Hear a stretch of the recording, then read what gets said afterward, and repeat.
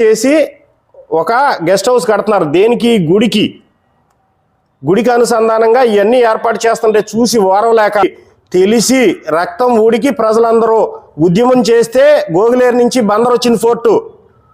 అంతేగాని మీ నాయకుడు ప్రేమతో తీసుకొచ్చింది అయితే కాదు. అది ఒకటి మాత్రం గుర్తుపెట్టుకోండి.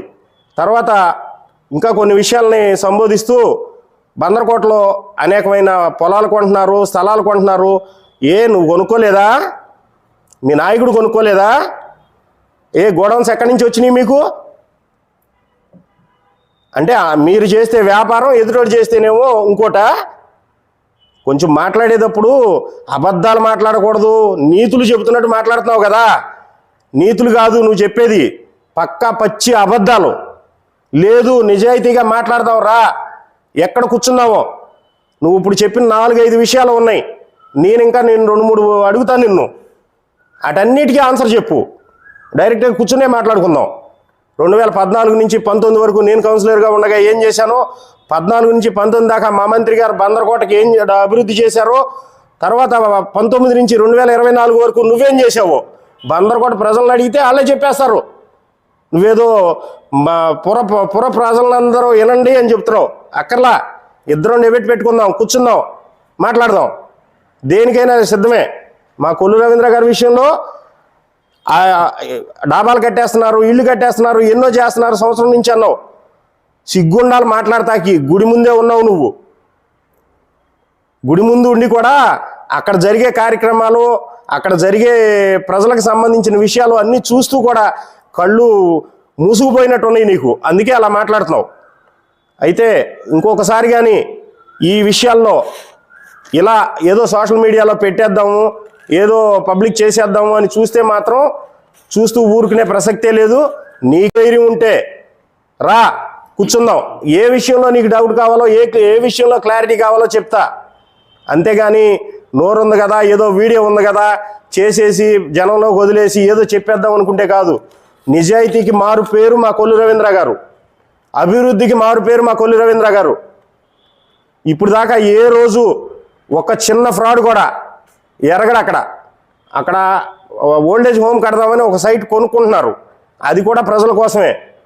గెస్ట్ హౌస్ గుడికి అనుసంధానం, అది కూడా ఆ సైట్ తీసుకుని కొని ఇప్పుడు ఆ కన్స్ట్రక్షన్ స్టార్ట్ చేశారు. వాటర్ ప్లాంట్ కట్టారు, తీశారు. వాస్తు బాగోలేదంటే నీ ఇల్లు దీవా? నీ ఇల్లు కూడా ఎక్కడుందో తెలుసా? తొందరలో చెప్తా. నీ ఇల్లున్న ప్లేస్ ఏంటో, నువ్వు తీసుకున్న చెరువుల ప్లేస్ ఏంటో, ఆ చెరువుల అసైన్మెంట్ ఏంటో, అది ఎక్కడి నుంచి వచ్చిందో నీకు, నీ ఆస్తులు ఏంటో కూడా చెప్తా నేను. 5 సంవత్సరాల కాలంలో లక్షల రూపాయలు నష్టపోయా కౌన్సిలర్గా చేసి. అదే 5 సంవత్సరాల కాలం కౌన్సిలర్ చేసి కోట్లకు పడగలెత్తావు. నీ అదృష్టం, నేను కాదన్నాను. నిజాయితీగా వ్యాపారం చేసుకో. అంతేగాని ఎదుటివాది మీద బురద చల్లాల్సిన అవసరం ఏంటి నీకు? ఖచ్చితంగా మళ్ళీ చెప్తున్నాను, ఇంకొకసారి కానీ ఇలాంటి అవాకులు చవాకులు పేలినట్టుంటే దానికి తగిన ఆన్సర్ అక్కడే బందరకోటలోనే చెప్పిస్తా, గుర్తుపెట్టుకోండి. కాక మన బీచ్ ఫెస్టివల్ పెడితే దానికి ఏదో 100 మాటలు మాట్లాడారు. ఇన్ని లక్షల మంది వచ్చి వెళ్ళారు. మన భారతదేశంలోనే గర్వంగా చెప్పుకోగలిగిన ప్రోగ్రాం చేశారు ఆయన.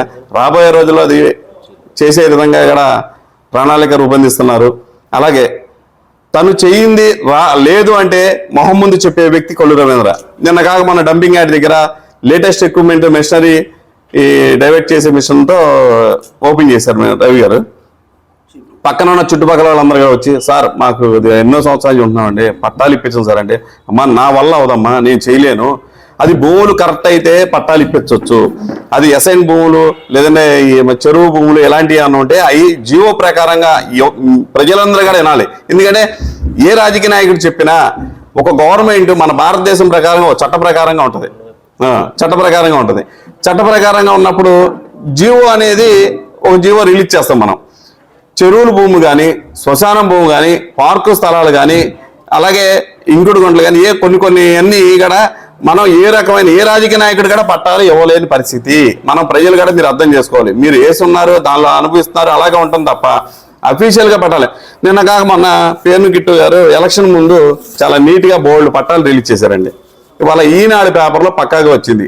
మనం రాసింది కాదు, నేను చెప్పింది కాదు, సాక్షాత్ ఈనాడు పేపర్లో రాశారు. ఏమని రాశారు? కొన్ని వేల పట్టాలు. దీనివల్ల ఎవరు నష్టపోతున్నారు? అధికారులు. ఇప్పుడు అధికారులు స్వచ్ఛంగా ఆయన ఆర్డీఓ గారు సొంతకం, పాత ఆర్డీఓ గారు వెళ్ళిపోయిన సొంతకం, ఫేక్ సొంతకాలు పెట్టి పట్టాలు రిలీజ్ చేశారు. ఎండిఓ ఎంఆర్ఓ గారు, సునీల్ ఎంఆర్ఓ గారు. అట్లాగే ఆ ఎంఆర్ఓ గారు ఇరుక్కుంటారా, ప్రజానాయకుడు ఇరుక్కుంటారా? పోతే ఎంఆర్ఓ గారు ఇరుక్కున్నారు. ఫేక్ సంతకాలు పెట్టి మీరు రిలీజ్ చేసి స్టాంపులు లేకుండా అఫీషియల్ గా రాజముద్ర వేసి రౌండ్ స్టాంప్ స్టీల్ వేసి ఎంఆర్ఓ సంతకం వేసి డేట్ వేసి ఎన్ని పట్టాలు రిలీజ్ చేశారు, ఎక్కడెక్కడ ఏ రిలీజ్ చేశారని ఒక బైలా రూల్స్ రాసి పెడతారు. ఏమీ లేకుండా కలర్ జెరాక్స్ ఇచ్చేసి ప్రజలను మోసం చేసి మీరా మేమా? మేము ఇవ్వమని క్లియర్ గా చెప్పాడు ఆ రోజు రవి గారు. నేను నా కళ్ళ ముందు చూశాను. మేము పట్టాలు ఇవ్వటానికి కుదరదు, ఆ రకంగా మేము చేయలేము అని కొల్లు రవీంద్ర చెప్పారు. కానీ మీకు మళ్ళీ పట్టాలు ఫేక్ పట్టాలు ఇచ్చేసి రాజకీయంగా ఎదగాలని ఆలోచిస్తున్నారు. అది కరెక్ట్ కాదు. మీరు ప్రజలు కూడా ఆలోచించాలి, ఎవరు మంచి చేశారు, ఎవరు చెడు చేశారు అనేది. ఇవాళ మచిలీపట్నంలో తాగునీటి సమస్య బ్రిటిష్ వాళ్ళ కాలం నుంచి ఇవాళ 7 రిజర్వాయర్ల నిర్మాణం మనకు జరిగినాయి. కొల్లు రవీంద్ర 2014 నుంచి 18 వరకు ఆయన దాదాపు 8 రిజర్వాయర్లు పూర్తి చేశారు. పూర్తి చేసి రంగులు వాళ్ళు వేసుకున్నారు. రిజర్వాయర్లు పూర్తి చేసి నీళ్ళు ఇస్తాక ఆయన కాదా ఇంత కార్యక్రమం చేసింది? ఊరికనే బొరజాల అనే అది ఆ మాట తప్పు మాట. మీరు దయచేసి ఇలాంటివన్నీ ప్రజలందరూ గమనిస్తారు. ఇవాళ సోషల్ మీడియా ఉంది, ప్రింట్ మీడియా ఉంది, ఎలక్ట్రికల్ మీడియా అన్నీ ఉన్నాయి, అందరూ చూస్తున్నారు. ఎవరు కూడా ఏమీ అనుకోవడం. ఇవాళ చిన్న పిల్లలు కానీ వాట్సాప్ ఫోన్లు ఉన్నాయి, అందరూ గమనిస్తున్నారు. ప్రజలు ఎవరైతే అభివృద్ధి చేస్తున్నారు 2014 నుంచి ఇవాటి వరకు, అలాగే ఇప్పుడు వచ్చిన తర్వాత ఆయన సంవత్సర కాలంలో ఏం చేయాలి, మన మచిలీపట్నం ఎలా అభివృద్ధి చెందాలని ఒక ఆలోచనతో ఉంటారు తప్ప రవి గారు అలాంటి పొరపాట్లు ఎప్పటికీ చేయరు. ఇలాంటి మాటలు మీరు ఆలోచించి మాట్లాడాలని మేము చెప్తున్నాం. అలాగే పేరుని కృష్ణమూర్తి పేరుని నాని గారి ఇంటి దగ్గర నుంచి ఒక వీడియో రిలీజ్ చేశారు. అయ్యా, తెలియపోతే తెలిసి ఏదైనా వ్యవహారం చెయ్యి, మాట్లాడు, తప్పు లేదు. కానీ తెలియని దానికి తగునమ్మా అని బూర్లు పుట్టబట్టు బయలుదేరితే అవి పాచికంపు కొడతాయి తప్ప నువ్వు చెప్పేది అది అవాస్తవమని ఇవాళకైనా గ్రహించు. 1981కి ముందే అక్కడ చెరువు తవ్వాలి, ఇక్కడ మచిలీపట్నం ప్రజలు ఏ విధంగా మంచినీళ్ళకి ఇబ్బంది పడుతున్నారో గ్రహించి అలనాడు ఉన్నటువంటి స్వర్గీయ మన బొడ్డి రంగారావు దీన్ని బందర ప్రజల దాహతి తీర్చాలి అని ఏం చేయాలి అని చెప్పేసి ఇక్కడ ఏ ఛాయలు బాగుంటాయి, ఎక్కడ బాగుంటాయి అని ఆలోచించి తలకటూరు దగ్గర రాగిడి నేల, ఆ రాగిడి నేలలో నీళ్లు బాగా నిలవంటాయి, ఇంకా వేరే చాటైతే నీళ్లు నిలవండవు, అడుగంటిపోతాయి కనుక అక్కడే తవ్వాలని ఆ రోజు ఉన్నటువంటి ఆ బొడ్డి రంగారావు గారు గట్టిగా పట్టటి ఎకరం 7,000 రూపాయల చొప్పున ఆ రోజున కొంట 7,000 చొప్పున కొనడం జరిగింది. ఆ తర్వాత ఈయన గారు అప్పుడు చైర్మన్, అప్పుడు ఉన్నటువంటి నరసింహశెట్టి వేణు గారు కానీ, ఆ నత్తా జ్ఞానేశ్వర గారు కానీ, శీలం వెంకటేశ్వర గారు కానీ, అప్పుడు చెలంగు తాతయ్య గారు కానీ, అప్పుడు ఉన్నటువంటి ఈ నాయకులందరూ దాన్ని చక్కగా ఇచ్చేసి అక్కడ తవ్వటాకు ఒక మంచి ఇది చేసుకుని పెట్టినటువంటి వ్యక్తులు వీళ్ళు. ఇవాళ మేము కొన్నాం, అది పేర్ని కృష్ణమూర్తి గారి దయ. పేర్ని కృష్ణమూర్తి గారు ఎంతవరకు అండి ఛాంబర్ ఆఫ్ చైర్మన్ చేశాడు ఆయన. ఏది ఎన్నో తలకాయ నొప్పులు పడి ఆ పీతల రంగారెడ్డి గారి కాళ్ళు పట్టుకుని ఎట్టయితే ఆ ఛాంబర్ ఆఫ్ చైర్మన్ తెచ్చుకున్నాక దాంట్లో చేసినటువంటి ఇదేంటి అంటే ఈయన బందరు ప్రజలకు మేలు చేయబోగా తలకటూరు వెళ్ళి అరే మీకు రెట్టుకు 3 రెట్లు ఇస్తారా అని ఏమీ తెలియని రైతులతో కోర్టులో వేయించిన ఆయన ఈయన. బందరు ప్రజలకు మీ కుటుంబం కానీ మీరు కానీ ఇవాళకి వచ్చినటువంటి ఆయన మనవడు కిట్టు వరకు బందరు ప్రజలకి ఏమీ చేయపోగా మేము చేసినవన్నీ కూడా మా తెలుగుదేశం పార్టీ ఎన్టీ రామారావు దగ్గర నుంచి ఇవాళ చంద్రబాబు వరకు చేసినటువంటి పనులన్నీ కూడా మేము చేసాం, మేము తెచ్చాం. ఏంటి మీరు తెచ్చింది? డిఎఫ్ఐడి డబ్బులు తీసుకొచ్చారా? ఆ డబ్బులతో మీరు ఏమైనా చేశారా? బందర్ని ఏ పక్కనైనా మీరు డెవలప్ చేశారా? మీరు డెవలప్ చేసింది ఏంటో మీకు తెలుసు.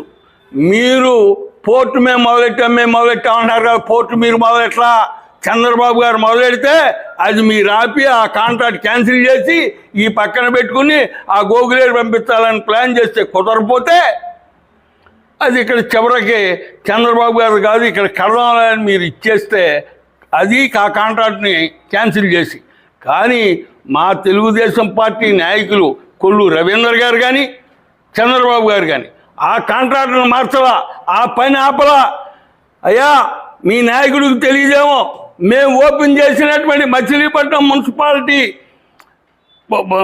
ఇది మేము రైల్వే స్టేషన్ దగ్గర పెడితే మున్సిపల్ ఆఫీసు, అది దానికి మేము ఆ రోజుల్లో 1 కోటి చిల్లర ఖర్చు పెడితే ఇక్కడ మేము కడితే అలా నాయకుడు ఏ విధంగా ఆలోచన చేశాడో ఈయన కూడా దొంగ ఆలోచన చేసి దాన్ని మరుగున పడేసిన ఘనత మీ యొక్క వైసీపీ నాయకులది, మీ పేరు నానిది.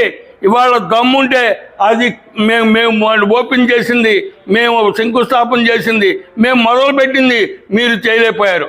కానీ మా చంద్రబాబు గారు చేసింది మళ్ళీ తీసుకొచ్చి మళ్ళీ చెల్లికి మళ్ళీ పెళ్ళి అన్నట్టు మళ్ళీ శంకుస్థాపన చేసి మీరు పోర్టు మొదలు పెడితే దాన్ని మా నాయకుల లోపల ఇది కంటిన్యూషన్ బందర్ ప్రజల చిరకాలపు వాంఛ, ఇది కంపల్సరీ బందర్ ప్రజలకి ఈ పోర్ట్ అందించి తీరాలి, మేము అందిస్తాం, మేము దీన్ని కంటిన్యూషన్ చేస్తామని చెప్పి దానికి అన్ని విధాలా మా కొల్లు రవీంద్ర గారు హెల్ప్ చేస్తూ దాన్ని ఏ విధంగా ముందుకు తీసుకెళ్లాలో బందర్ ప్రజల కోసం చేసినటువంటి ఆలోచన తప్ప మీకు మళ్ళీ చెరువు మేము తెచ్చాం, ట్యాంకులు మేము తెచ్చాం, ఈ తెల్లగొట్ట మీది కాదు మాదే మేము కట్టుకున్నాం, ఇవన్నీ మానేయండి.